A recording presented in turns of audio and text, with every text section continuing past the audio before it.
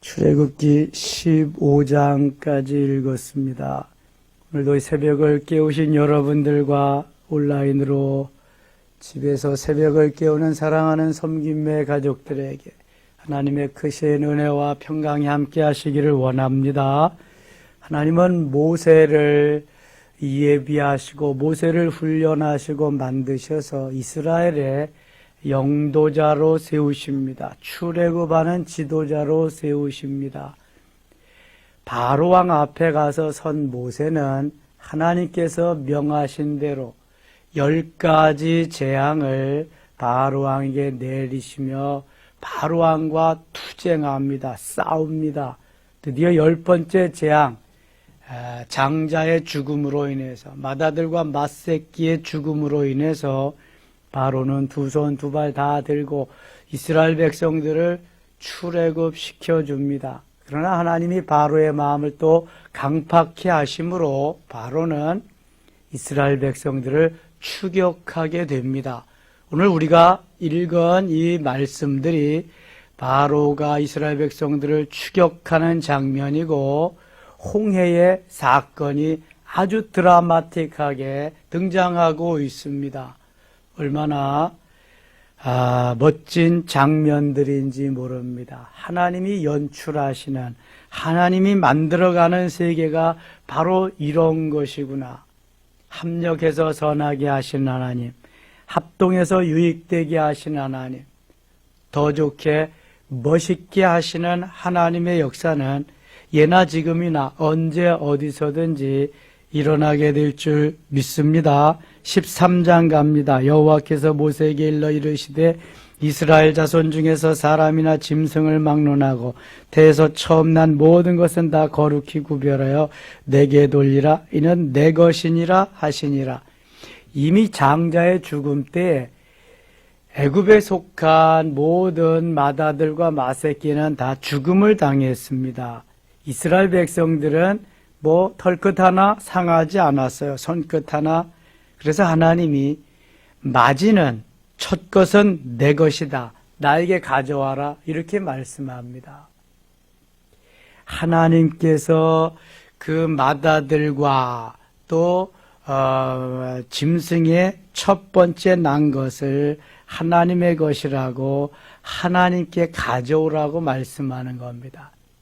가져오라고 하는 의미는 내가 너에게 더 많이 주리라, 더 풍성하게 하리라, 그런 의미지 내가 가지고 있는 것을 빼앗으리라, 그런 의미가 아닙니다. 여러분, 하나님께서 천지 만물이 다 하나님의 것이고 없으신 것이 없는데 우리의 것을 왜 가져오라, 왜 빼앗으시겠어요? 그런 분이 결코 아닙니다. 이삭을 번제로 바쳐라. 이삭이 받고 싶어서가 아니라 아브라함에게 더 주고 싶은데 내 그릇이 그래서 용량이 얼마나 되냐, 그거 테스트, 점검하기 위함이지요. 오늘도 하나님은 더 많이 풍성하게 엄청나게 주시기를 원하시는 분이신 줄 믿습니다. 이거 잊으시면 안 돼. 새해 어떠한 환난과 역경과 어려움이 있어도 하나님은 나를 다뤄보시고 더 많이 풍성하게 주시기 위함이다. 아멘.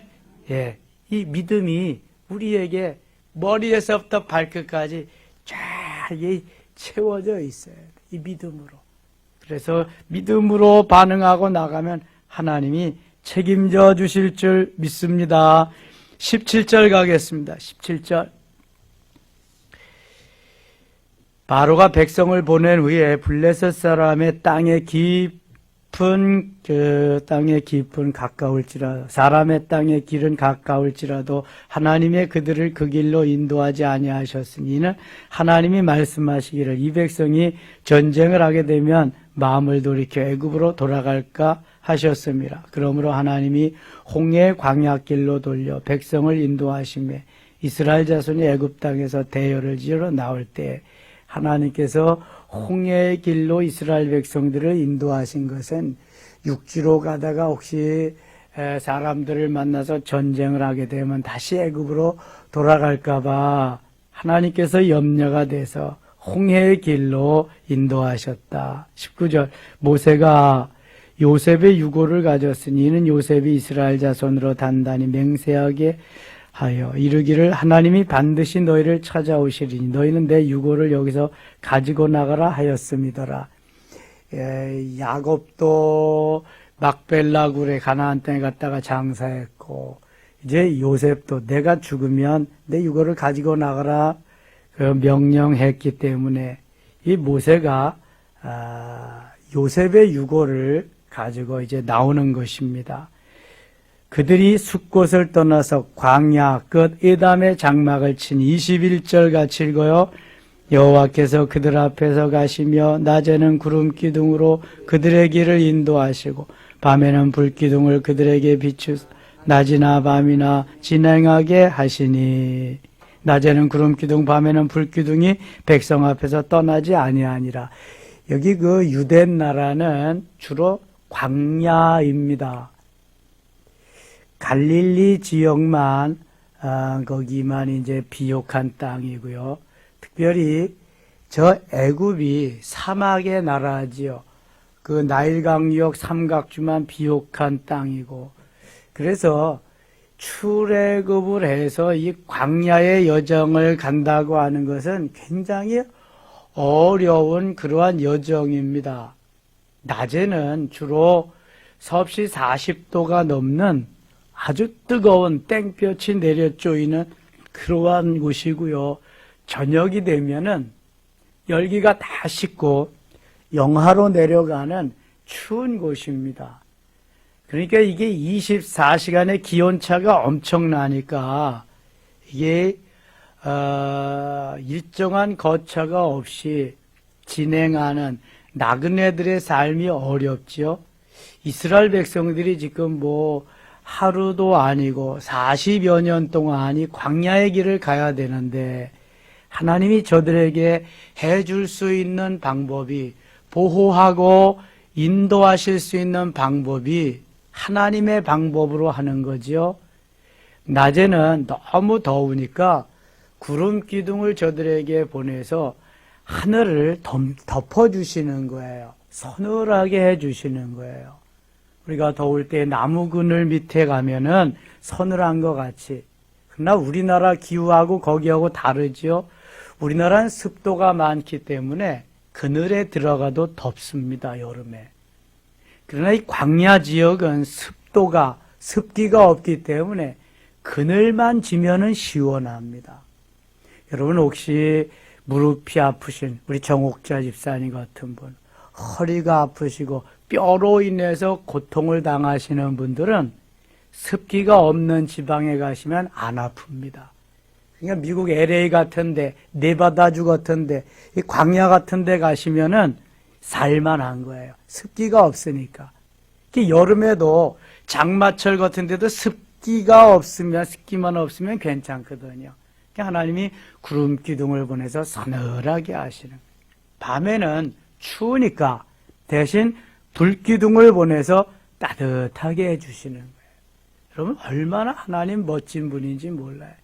이게 도저히 인간적으로 불가능한 일을 하나님이 그렇게 하셔서 구름 기둥이 출발하면 따라가고 멈추면 거기 장막을 치고 멈추고 이러한 행진을 하는 것을 여기에 지금 말씀하는 거예요. 22절에 보면 낮에는 구름 기둥, 밤에는 불 기둥이 백성 앞에서 떠나지 아니하니라.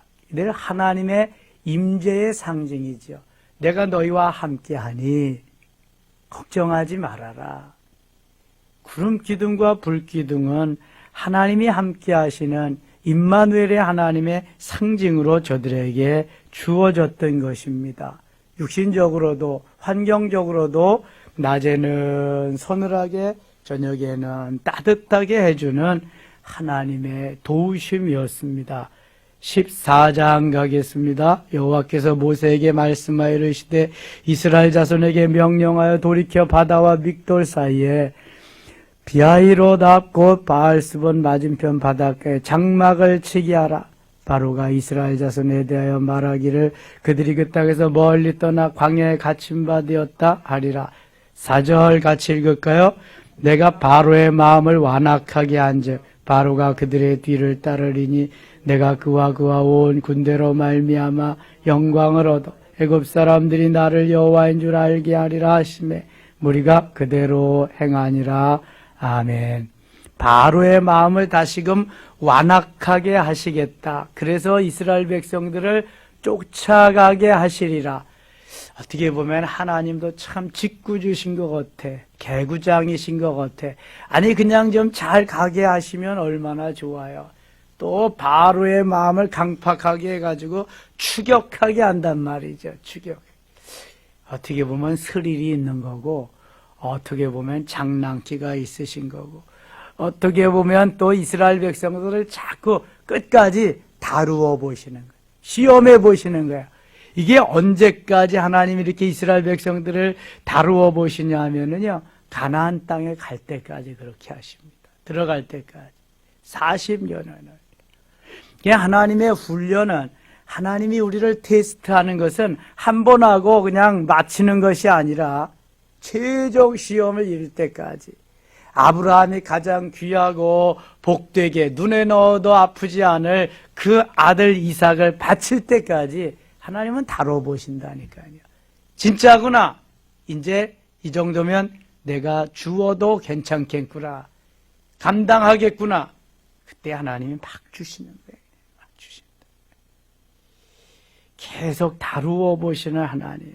그러면은 다룸을 받는, 훈련하는 입장에서는 얼마나 힘들겠어요, 여러분. 그러니까 이스라엘 백성들이 원망하고 불평이 나오는 거예요. 육신적으로 참기가 힘드니까. 그 백성이 5절입니다. 도망한 사실이 애굽 왕에게 알려짐에 바로와 그의 신하들이 그 백성에 대해 마음이 변하여 이르되 우리가 어찌 이같이 하여 이스라엘을 우리를 섬김에서 놓아보았는가. 하나님이 바로의 마음을 강팍해 하시니까 이제 마음을 또 바꾸는 거죠. 바로가 곧 그의 병거를 갖추고 그의 백성을 데리고 갈새 선발된 병거 600대와 병거가 600대 애굽의 모든 병거를 동원하니 또 애굽의 모든 병거를 더 동원해서 지휘관들이 다 거느렸더라. 8절 같이 읽어요. 여호와께서 애굽 왕 바로의 마음을 완악하게 하셨으므로 그가 이스라엘 자손의 뒤를 따르니 이스라엘 자손이 담대히 나갔습니다. 아멘. 바로가 군대를 거느리고 이제 추격하는 거예요. 추격 따라가는 거예요. 10절 갑니다. 10절. 바로가 가까이 올 때 이스라엘 자손이 눈을 들어본즉 애굽 사람들이 자기들 뒤에 이른지라 이스라엘 자손이 심히 두려워하여 여호와께 부르짖고. 아니 하나님이 10가지 재앙으로 해서 다 승리케 하고 여기까지 인도하셔서 구름기둥 불기둥으로 이끄셔서 여기까지 왔는데 또 뒤에서 바로가 쫓아온다고, 애굽 군대가 쫓아온다고 금방 두려움으로 변하고 말았어요. 문제는 두려움입니다. 두려움은 왜 생길까요? 하나님을 잊어버릴 때 두려움이 생깁니다. 여러분, 하나님이 함께 하심을 믿으면 두려움이 사라집니다.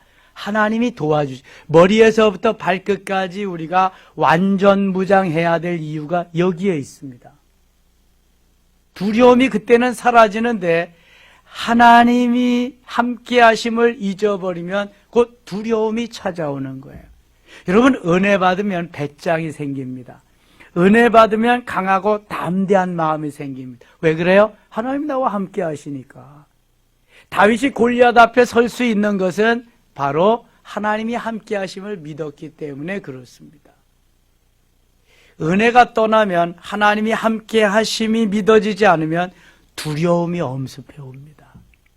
두려움이 가장 큰 적이죠. 사단이 가져다주는 공격무기가 두려움입니다. 그래서 머리에서부터 발끝까지 사도 바울이 가르쳐준 대로 무장을 하고 플러스 알파 뭐한다? 기도. 간절히 부르짖어 기도할 때에 사단이 틈탈 곳이 없지요. 완전 무장하고 나면 성령의 강력한 도우심으로 역사하심으로 아무런 오면 툭툭툭툭 쳐버리고 가는 거예요. 그 내가 하는 게 아니라 하나님이 내게 주시는 힘과 능력으로 완전 무장했더니 성령께서 다 하시는 거예요. 믿음의 방패 있잖아요. 성령의 검 있잖아요. 맞고 찌르고 맞고 찌르고 머리에 구원의 투구를 쓰고 가슴에 의의 호심경을 붙이고 허리에 진리의 띠를 띠고 믿음의 방패 성령의 검 평안의 복음에 예비한 신을 완전 무장하고 기도까지 해서 성령이 함께 하시는데 무슨 두려움 무슨 어려움이 있어요. 여러분 새해는 이렇게 무장하고 제가 첫 주에 말씀드린 게 이거잖아요.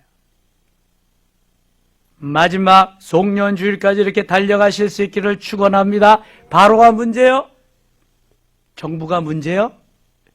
권력이 문제요? 내 믿음이 문제지. 다른 건 문제될 게 없어요. 하나님이 함께 하시는, 나와 함께 하시는 바로왕의 군대가 아무리 많이 와도 10가지 재앙 이미 봤잖아요. 불가능한 게 어디 있어요? 두려우니까 이제 여호와께 부르짖는다. 부르짖는 건 너무 잘한 거죠. 언제 어느 때든지 우리가 하나님 앞에 부르짖고 하나님과의 교제의 삶을 살면 하나님은 나를 떠나지 않으십니다. 승리의 길로 인도하실 줄 믿습니다. 11절 봅니다. 그들이 모세에게 이르되 애굽에 매장지가 없어서 당신이 우리를 이끌어내어 이 광야에서 죽게 하느냐 어찌하여 당신이 우리를 애굽에서 이끌어내어 우리에게 이같이 하느냐. 이건 누가 이렇게 말했을까요? 백성들이 말했지. 백성들이 말하되 기도하는 사람이 말했을까요? 기도 안 하는 사람이 말했을까요? 기도 안 하는 사람이 말하는 거지 이게. 기도만 하면 되냐? 지금 이 시간에 그럼 기도만 안 하면 되냐? 또 다시 한번 물어봐야 돼. 이런 두려워가지고 어찌할 줄 모르면서 그러면 하나님 앞에 엎드려 우리가 기도하면은 하나님이 도와주시려 여태까지 함께 하셨으니 그러면 될 텐데 아이고 우리 육체는요 그냥 여기에서 마음에서 생각나면 금방 다 배 타버리거든요. 모세에게 애굽에 매장지가 없어서 우리를 여기까지 인도해서 여기서 죽게 하느냐. 애굽에 매장지가 없기는 말을 해도 왜 그렇게 하냐 그래.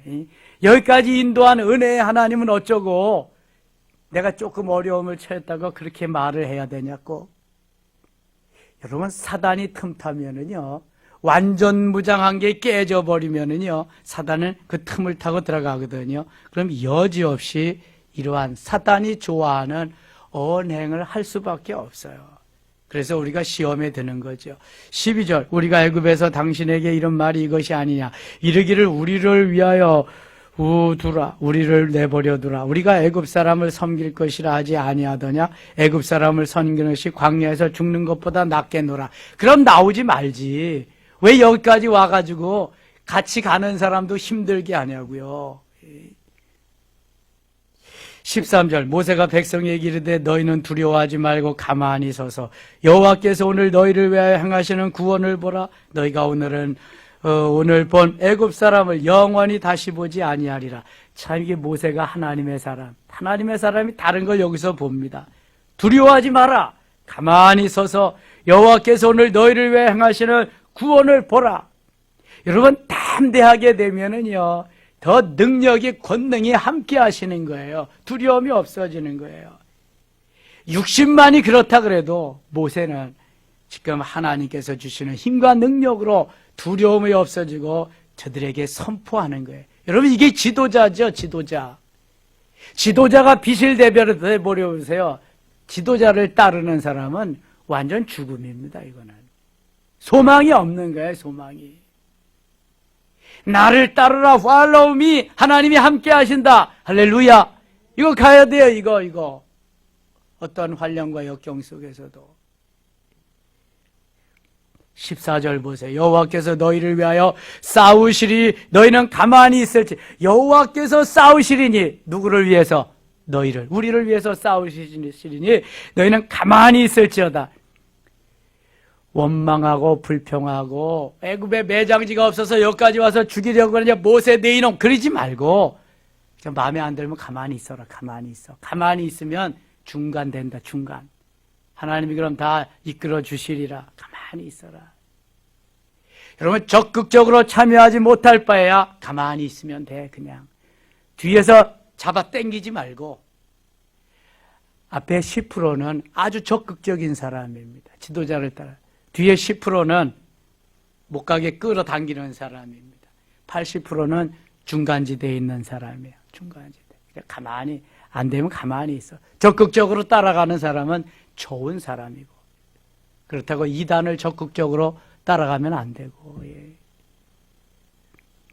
15절입니다. 여호와께서 모세에게 이르시되 너는 어찌하여 내게 부르짖느냐. 이스라엘 자손에게 명령하여 앞으로 나아가게 하고. 앞엔 뭔데요? 앞엔 바다인데 앞으로 나아가게 하래. 예. 16절 지팡이를 들고 손을 바다 위로 내밀어 그것이 갈라지게 하라. 이스라엘 자손이 바다 가운데 마른 땅으로 행하리라. 아하, 그러니까 바닷물에 가서 뛰어들어서 거기서 어려움 당하는 게 아니라 하나님이 바닷물을 쫙 갈라지게 해서 육지같이 건너게 하시는 거구나. 하나님이 얼마나 지금 다 디자인해 놓고 계획해 놓고 계시는데 이게 모르니까 미련 빰퉁이 같으니까 원망하고 불평하고 그러는 거죠. 17절 내가 애굽 사람들의 마음을 완악하게 할 것인지 그들이 그 뒤를 따라 들어갈 것이라. 내가 바로와 그의 모든 군대와 그의 병거와 마병으로 말미암아 영광을 얻으리니. 바로왕의 군대를 통해서 하나님이 또 영광을 얻으시겠대. 18절 같이 읽어요.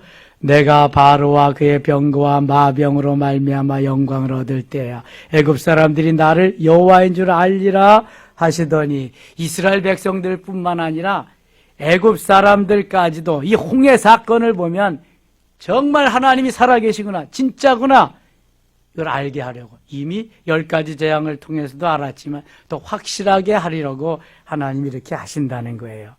이스라엘 진 앞에 가던 하나님의 사자가 그들의 뒤로 옮겨가며 구름 기둥도 앞에서 그 뒤로 옮겨 애굽 진과 이스라엘 진 사이에 이르러서니 저쪽에는 구름과 흑암이 있고 이쪽에는 밤이 밝음으로 밤새도록 저쪽이 이쪽에 가까이 못하였더라. 21절 모세가 바다 위로 손을 내밀매 여호와께서 큰 동풍이 밤새도록 바닷물을 물러가게 하시니 물이 갈라져 바다가 마른 땅이 된지라. 어메, 어찌 이런 일이, 어떻게 이런 일이 일어날 수가 있겠어요? 제가 어렸을 때 교회 가니까요, 선생님이 모세가 지팡이로 바닷물을 내려치니까 바닷물이 쫙 갈라졌어요. 얼마나 멋있어. 그럼 모세가 갈른 것 같이 되잖아요.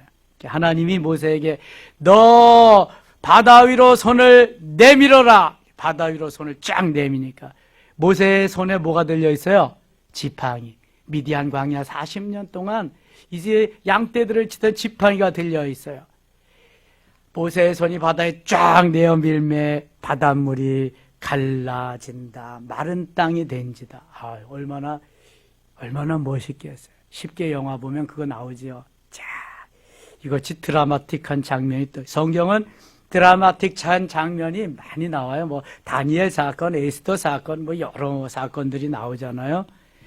22절 이스라엘 자손이 바다 가운데를 육지로 걸어가고 물은 그들의 좌우에 벽이 되니.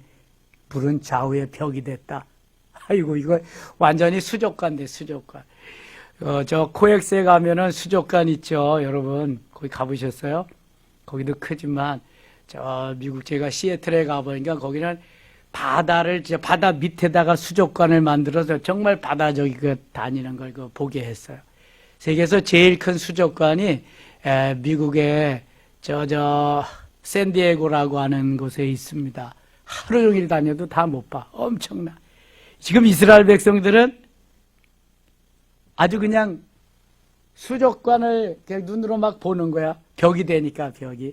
근데 여러분 200만 300만이 출애굽하는데 그 물가 그쪽으로 건넌 사람만 보는 거지 나머지는 가운데서 이게 도대체가 바다인지 육지인지도 모르고 떠밀려서 가는 거야. 그냥 떠밀려서. 상상을 해보세요.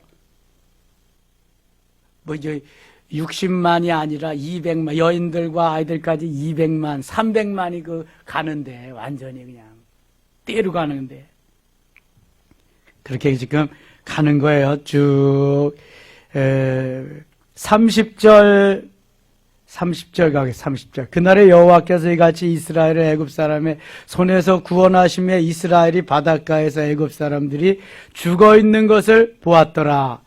31절 같이 읽어요. 이스라엘이 여호와께서 애굽 사람들에게 행하신 그 큰 능력을 보았으므로 백성이 여호와를 경외하며 여호와와 그의 종 모세를 믿었더라. 아멘. 지금 요 위에는 읽지 않았는데요. 27절, 28절도 한번 보고 갑시다. 27절, 28절. 모세가 곧 손을 바다 위로 내밀며 새벽이 되어 바다의 힘이 회복된지라.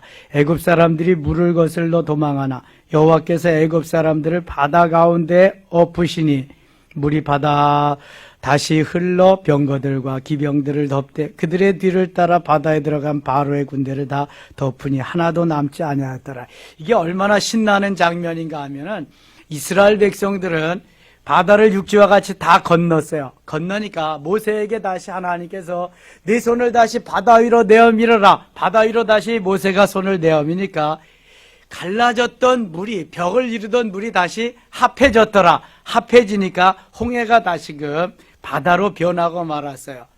이스라엘 백성들은 다 홍해에서 나왔습니다. 애굽의 바로의 군대는 아직도 어디에 있다? 바다에, 바다 속에 있는 거예요. 물이 합쳐지니까 모두가 다 수장된 거예요. 물고기 밥 된 거죠. 뭐 그냥. 여러분, 하나님의 하시는 일은요, 이렇게 오묘하고 엄청납니다. 누가 이런 걸 상상이나 해봤겠어요? 또 말이나 되는 일이에요? 말도 안 되는 일이에요. 이거. 전무후무한 일이고, 성경 역사. 그래서 신신학자들은 이렇게 말합니다.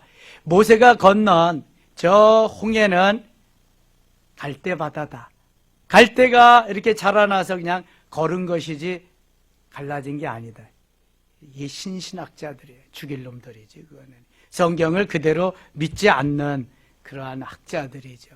하긴 뭐 신학자들 중에서 포스터 모더니즘, 예수밖에도 구원이 있다 이런 놈들도 있으니까요. 이게 별 사람 다 있습니다. 뭐 사단의 세계는 뭐 없는 게 없이 다 그러죠. 그러나 성경은 분명히 밝혀둡니다. 모세가 손을 내밀 때 홍해가 갈라지고 육지와 같이 건넜다. 바로의 군대도 따라갔다. 그런데 다 건너가서 이스라엘 백성들이 저 광야에 진입했을 때, 홍해를 건넜을 때 다시 모세가 손을 내밀매 바닷물이 합쳐졌다.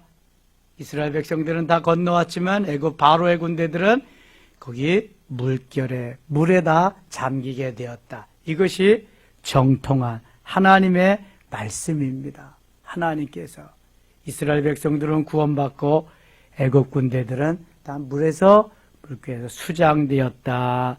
이것이 하나님의 구원의 법칙입니다.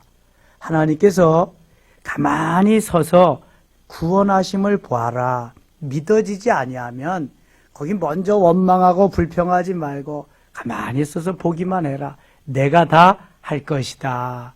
믿어지지 않으면 그냥 가만히 계세요. 더 적극적인 건 하나님 믿어지게 해주세요. 믿음을 주세요. 그러면 믿어지면 두려움이 사라지고 그저 내가 믿어지면 내가 강하고 담대하게 되어서 하나님의 역사를 이루는 동참자가, 동력자가 될 수 있습니다. 멋있게 말이죠. 15장 갑니다. 15장은 이 출애굽에서 홍해를 건너는 사건을 하나 두고 하나님을 찬양하는 모습이에요. 미리암이 대표로 그 하나님을 찬양하는 미리암의 노래가 19절부터 나와 있습니다. 21절 가겠습니다. 15장 21절. 미리암이 그들에게 화답하여 이르되 너희는 여호와를 찬송하라. 그는 높고 영화로우시며 말과 그 탄자를 바다에 던지셨음이로다 하였더라. 미리암은 모세하고 어떤 관계예요? 모세의 누나입니다. 누나. 모세의 형 아론, 모세의 누이가 미리암. 광야에 도착해가지고 저들이 마실 물을 찾는데 수르 광야에서 마라라는 곳에 이르렀는데 물이 있었어요. 마셔보니까 썼습니다. 23절. 마라에 이르렀더니 그건 물이 써서 마시지 못하겠으므로 그 이름을 마라라 하였다. 쓰다는 말이에요. 백성이 모세에게 원망하여 이르되 우리가 무엇을 마실까 하며 금방 또 원망해. 물이 있는데 물이 쓰다는 거야. 물을 못 먹는다는, 금방 원망하는 거 보세요. 25절, 모세가 여호와께 부르짖었더니 여호와께서 그에게 한 나무를 가리키리니 그가 물에 던지니 물이 달게 되었더라. 거기서 여호와께서 그들을 위하여 법도와 율례를 정하시고 그들을 시험하실세. 이르시되 너희가 너희 하나님 나 여호와의 말을 들어 순종하고 내가 보기에 의를 행하며 내 계명에 귀를 기울이며 내 모든 규례를 지키면 내가 애굽 사람에게 내린 모든 질병 중 하나를 너희에게 내리지 아니하리니. 같이 읽겠습니다. 나는 너희를 치료하는 여호와임이니라. 아멘. 나는 너희를 치료하는 여호와다. 이게 여호와 라파라는 말이에요. 오늘 기도할 때는 제가 영육간에 이렇게 치료하는 그러한 것에 중점을 두고 좀 여호와 라파의 하나님, 치료하는 하나님, 그 하나님의 역사가 우리에게 임하도록 좀 기도하는 시간을 갖겠습니다. 여러분들도 혹시 머리에서 발끝까지 내가 지금 치료받아야 될 부분이 있다 하면 그것에 손을 얹으시고 기도하세요. 그럼 제가 이제 여러분 기도해 드릴 때 그것에 다시 손을 얹고 같이 기도하겠습니다. 그리고 영적으로도 하나님이 치료하는 여호와 라파, 치료의 하나님, 영육간에 치료하시는 그 하나님. 자, 여기 모세가 얼마나 여기 가슴 아픈 일을 지금 경험하는지 몰라요. 이렇게 엄청난 사건을 보고 출애굽을 하고 홍해를 건넜는데도 물이 쓰다고 금방 또 원망하고 불평하는 백성들. 모세는 암 걸려 죽지 않은 게 참 다행인 거예요. 이게 40년 동안 일이거든요. 40년 동안. 그게 다 썩어 들어가는 거죠. 썩어. 목회자의 그러니까 속은 다 썩어 들어가는 게 고목 나오면 되는 거예요. 이게 뭐 모세 때만 그러겠어요, 여러분? 언제 어느 때나 다 마찬가지죠. 그러나 하나님이 치료하시는 여호와 라파 치료의 하나님이 함께 하심으로 치료해 주시고 더 강건케 하시고 역사하실 줄 믿습니다. 기도합니다. 하나님 아버지 고맙습니다. 오늘도 어려움 이기고 주 앞에 나와서 기도하오니 하나님이여 홍해를 육지와 같이 건너게 하시는 능력의 권능의 하나님, 지금도 살아계신 하나님, 마라의 쓴 물을 단물로 바꾸어 주시는 역사하시는 하나님, 우리의 질병을 치료하시는 여호와 라파 치료의 하나님, 코로나에서 치료해 주시고 우리 모든 질병에서 치료해 주시고 영육간에 치료될 부분들 깨끗이 치료하여 주옵소서. 여호와 라파의 하나님을 만나게 하시고 경험하게 하시고 그러한 역사가 이 새벽에 일어나게 하여 주시옵소서. 예수님 이름으로 기도드리옵나이다. 아멘.